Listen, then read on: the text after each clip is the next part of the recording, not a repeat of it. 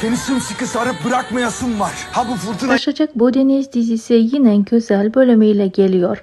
Adil'in hapise girmesi söz konusu bile olamaz.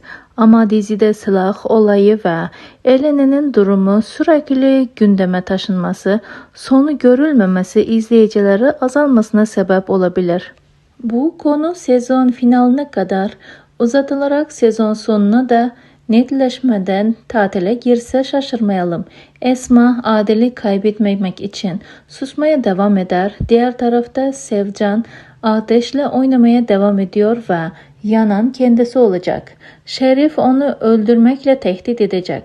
Oruç ve Elena için güzel sahneler geliyor. Bu sahneler dizimize damga vuracak. İkili artık aşklarını dile getirmeye başlayacak.